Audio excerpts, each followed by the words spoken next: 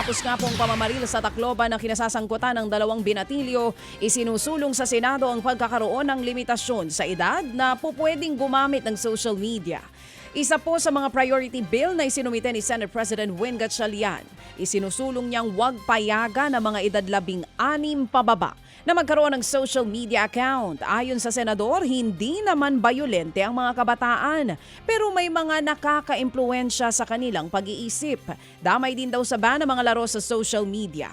Kabilang sa mga mungkahing panggigipit ay ang pagkakaroon ng facial recognition. Pwede raw kasing mapeke ang edad kapag magbubukas ng social media account. Ang panawagan din ni Gatchalian na mas higpitan pa ng Cyber Crime Intelligence Agency ang pagbablock sakaling may makitang social media account ng mga menor de edad.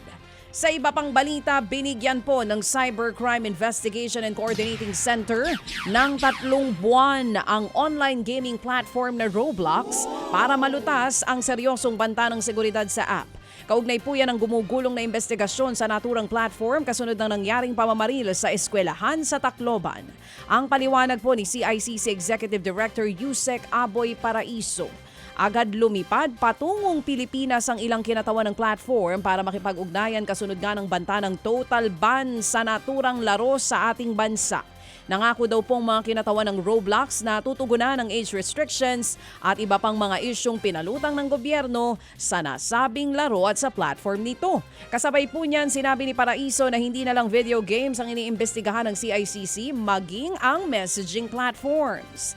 Ikinababahala rin ng CICC ang grupong 764 Network na umiidolo sa mga mass shooter. Natatarget na raw kasi ng grupong ilang kabataan na nahihilig sa shooter o mga bayolenteng laro.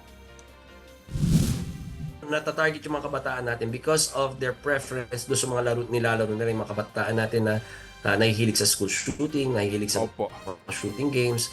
Tapos later on, nadi-develop. Kasi nga, may mga chat functions. Tapos, ang nangyayari man, lumalawak ng investigasyon nun namin sa CICC. Hindi na kami nagfo-focus sa games lang eh. Fino-focus na rin namin pati mga messaging platforms eh. Kasi doon nila dinadala sa messaging platform, doon nila ina-indoctrinate, doon nila tinuturuan yung mga kabataan na to.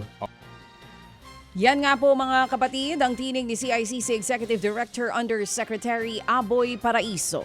Samantala, gagawing state witness ang ombudsman si dating DPWH Secretary Manuel Bunoan sa mga kasong may kaugnayan sa flood control scandal. Ayon kay Ombudsman Boying Remulla, may kasunduan na po para makipagtulungan si Bunoan bilang testigo. Mahalaga raw kasi ang nalalaman niya para mapalakas ang kaso laban sa ibang sangkot sa maanumalyang flood control projects.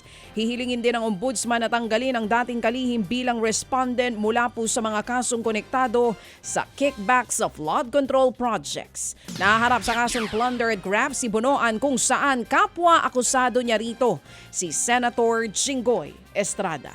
Mga kapatid, patuloy po kayong tumutok sa 105.9 True FM para sa totoong balita, impormasyon, music and entertainment. Mag-subscribe sa aming YouTube channel at podcast at sundan nyo kami sa Facebook, Instagram, X at TikTok sa True Network PH. Bisitahin din po ang aming official website, truefm.ph.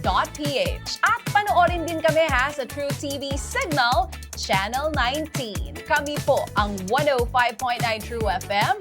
Laging true sa'yo, kapatid.